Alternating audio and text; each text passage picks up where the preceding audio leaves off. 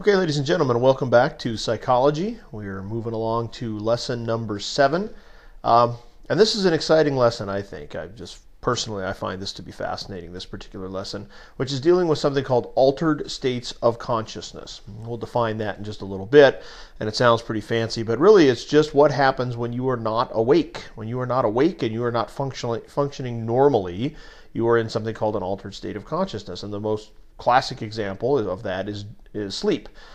So in this lesson, we're going to be talking about sleep. We're going to be talking about what's going on in your mind when you are not aware, either naturally or artificially, if you have added certain drugs to your body and what that does to your body.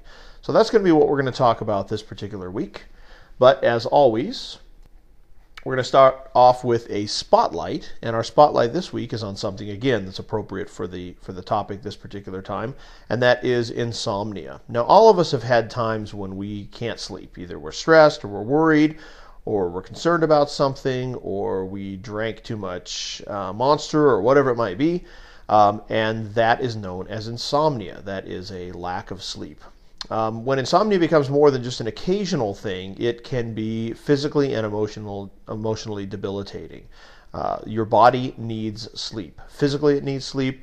Mentally, it needs sleep. Without sleep for long periods of time, bizarre things start to happen to you, and you start to really break down. And there's some impacts that are fairly, predictable. Things like mental impairment. Shockingly, if we don't sleep, we don't work as well. Our brain doesn't work as well. We don't think as well. We can't cognitively function as well. That seems pretty standard and pretty logical. But there's some other things that don't seem necessarily to be connected with what we would assume is the issues of lack of sleep. And a lot of these are physical. One is that you have an increased chance for diabetes. So something about diabetes and the function of the body is increased if you don't have enough sleep. Also, weight gain can be associated with lack of sleep. Something about the way that the brain processes information and deals with things, and the serotonin levels and the chemicals in the brain can lead to an increased weight gain if you don't sleep regularly. Also, increased levels of psychosis, and that means when things are not working in the brain, when you're seeing things, when you're hearing things, your level of maybe being concerned about what other people might be doing to you or be thinking about you. All of those things can be increased if you don't have the right amount of sleep. And stunted growth and decrease in healing also. So you can actually, your body needs sleep time to grow. And so lack of sleep can lead to stunted growth, and it'll take longer for that cut to heal if you're not sleeping. So all those things are kind of associated with insomnia. The longest time that's been verified for anyone to go without sleep has been 11 days. A person in a research study made it 11 days without sleeping. And by the point he got to that, around the 10th or 11th day, he was so out of it that it would have been similar to taking some pretty heavy, psychotic drugs. And we're looking at things like the walls are dripping, and people are coming after me, and a number of different things. So pretty much broken down completely by 11 days. So let's talk a little bit about sleep. What is sleep all about? Well, sleep is vital for our mental health. We have to have sleep.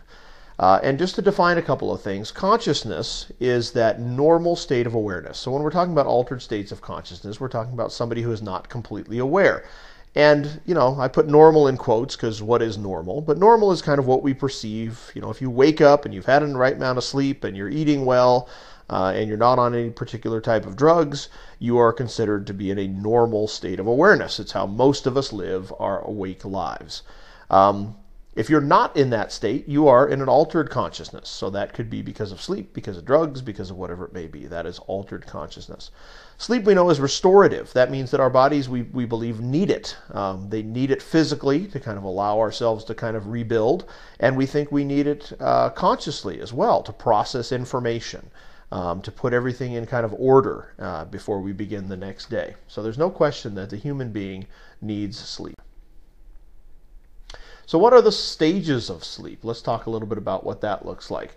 We have stages of sleep, and they occur in these cycles over the course of a night. So we go through essentially 5 cycles of sleep that reoccur over and over as we go through the night.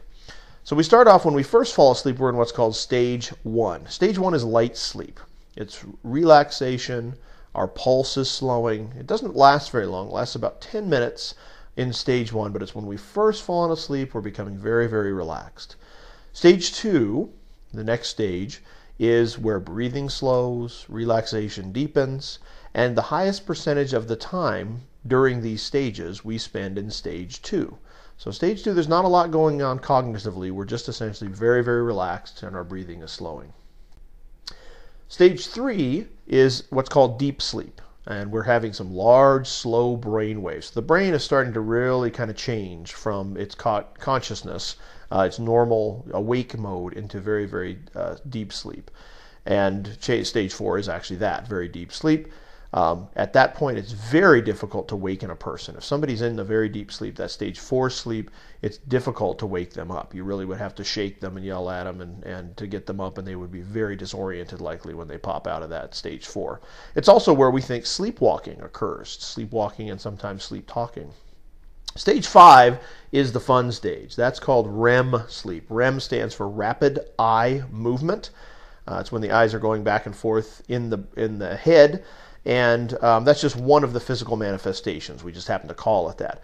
It's also the dream stage. So this is the stage where most of our dreaming occurs, at least the dreams that we can remember, and the more vivid dreams. We see muscle twitching, and our adrenaline function increases. So there's a lot going on in the old head at this point. Now, we are technically asleep, but there's lots of things happening. And most doctors believe that REM sleep is critical. If you have all these other stages of sleep without the REM sleep, you are going to be still finding that debilitating problem, not being able to kind of get yourself back and set for the next day. So how much sleep do we need? Well, the amount of sleep varies with how old you are and who you are. These are averages. But, the average of a person is that we spend about a third of our lives asleep. That's a lot of time. If you think about, a 70 or 80 or 90-year-old person, when they've spent a third of their lives, you're talking, potentially 30 years worth of time asleep. And it shows how important that time is. The averages vary, but for most infants, they need about 16 hours. The younger they are, the more they need. They're going to sleep a lot, and there's a lot of things going on in terms of growth happening at that point. Children, and I can include kind of teens in that children stage as well, need between about 8 and 11 hours. And this is really important for them to have that much too. Adults, a little bit less, 6 to 8. And then the elderly need even less. So we're not exactly sure why that is. It has to do probably with growth and the amount of stuff that are going on physically in the bodies of a younger person that aren't happening in the older person. But we all need sleep. There's no question about it. If we don't have sleep, we're not sleeping normally, we're having what's called a sleep disorder, and there's a number of them. We talked about insomnia, so I won't go into more detail on that. Another one is sleep apnea, and some of you may have parents or grandparents that have sleep apnea, maybe use a machine to try to regulate their breathing, but this is an interruption in breathing. This is where, usually because of a physical thing, the breathing is not normal, and it's leading to the sleep, all the stages of sleeping. You're essentially waking up all the time because the breathing is not normal. And so even though a person may not be cognizant of it or conscious of it, they are not getting a normal amount of sleep. People with sleep apnea tend to be groggy and tired because they're not getting the proper amount of those cycles of sleep. It's also tough on someone who might be married to a person that has sleep apnea because you're hearing this breathing that is changing and long pauses in breathing, and that's kind of concerning. And so maybe the partner is not getting sleep too. Another sleep disorder is called narcolepsy. Narcolepsy is a physical, permanent feeling of fatigue. So this is not, I didn't get a good night's sleep last night and I'm tired today. That's not narcolepsy. Narcolepsy is that run over a long period of time. Someone who truly is suffering from the inability to get restorative sleep. It could be a narcoleptic person. Nightmares. Nightmares, we're all familiar with nightmares. We've all had nightmares. We've all woken up in that sweat and looking around, assuming somebody is underneath the bed. Nightmares happen during REM sleep, and those are the ones that seem very vivid. We can recall that somebody was coming after us, whatever it may be. Night terrors, we usually don't remember. That happens in stage 4 sleep, so we can't articulate it once we come out. but people watching us can certainly see. That's where we're having a lot of movement of the arms, a lot of physical things like sweating can happen during that time frame, but we're not remembering it. And then we have sleepwalking and sleep talking. Sleepwalking and sleep talking tend to happen more in young people. I have a little clip here from one of the great movies of all time, that's Step Brothers, and here you've got Will Ferrell, walking around with his stepbrother in that movie. If you've ever seen it, it's kind of a classic scene. Anyway, that happens usually with younger people. And it is not, unless somebody happens to be walking around and falling down or hurting themselves, it is not necessarily a bad thing, and it's something most people tend to grow out of. My sister was a sleep talker, and whenever we happened to be like in a hotel on a family trip, she oftentimes would sit up in bed and start talking in non-English, in some sort of a made-up language, and it was a little bit freaky, but she didn't remember it the next day, and it was no big deal for her. It's something she grew out of when she got a little bit older. Dreams. Dreams are fascinating. There's no question that we all dream. There's also no question that most of us recall few of our dreams. The only dreams we usually tend to remember, if we do, happen during that REM sleep, the rapid eye movement sleep. And that's also where we see our most vivid dreams are occurring. Those are the ones that are kind of like a movie that we're part of. And so when you wake up, you can actually, usually right at the beginning of when you first wake up, you can recall those dreams. If that's the case, then they happen during REM sleep. Dreams tend to be egocentric. That means we are in the dream. We are usually the main actor or actress of our own dreams. It's not surprising. It's our own head. We should be in there. And they are generally including events from our lives. And a lot of times they're pretty mundane. When people do studies on dreams, people are dreaming about things that are pretty boring, driving around, shopping, whatever it may be. It's our lives kind of coalescing in our head. There are, however, a lot of common themes in dreams, and these are not culturally specific. So this is not just Americans have these or people from China have these. These are people around the world. When we study them, there are some common themes in dreams. Things like we're running away from something, or we're being chased by somebody, or falling off of something, or we are stressed because we are about to miss something, usually some sort of an exam or a test, especially for a young person who's in school. Those are common themes across the world. And because we have those common themes, a lot of people have said, well, there must be something happening here. There must be some way that we can interpret our dreams and look at things that are happening in our dreams and say, these mean something. So something's going on here. This must be representative of something that's going on in the consciousness. The classic doctor, psychologist that thought about dream interpretation was Dr. Sigmund Freud. We've talked about him a little bit before. And he seemed to suggest that you could categorize dreams and that those dreams would tell you a lot about the person. Other scientists are not so sure. They think it might just be kind of movies or things happening, or maybe one we're just kind of processing. But there's a lot of different ideas about what dreams are and their importance. And we'll be looking at that more in this particular lesson. Hypnosis. Hypnosis is another thing that would lead you to an altered state of consciousness that is not sleep. When you're in hypnosis, you are in a state of consciousness where you are highly suggestible. That's the whole point. If somebody is able to give you an idea, or not a command necessarily, but a suggestion, and that you can then act upon that. And so you're very, very focused. You're not asleep. Hypnosis is not sleep, but you're focused on specific things. It allows your mind to be laser beam focused, as opposed to thinking about the 8 million things that are going on at any given time. People that are under hypnosis cannot be forced to do things they do not want to do. There's a lot of, the people actually on the Strip that'll do comedy hypnosis, where they'll hypnotize somebody and give them all kinds of crazy suggestions, and they'll do stuff. You have to be a participant in that. Your brain will not allow you to do something that's dangerous, will not allow you to do something you're not willing to do. But if you're willing to do it, you can do it, and sometimes there's pretty funny results from those shows. However, hypnosis can be used for a lot of very powerful things. Hypnosis is used quite commonly to help people quit smoking, to help people minimize pain, and to increase athletic ability. Some of our best pro athletes are believers in hypnosis to kind of get them in that frame of mind that they need to be their best in sports.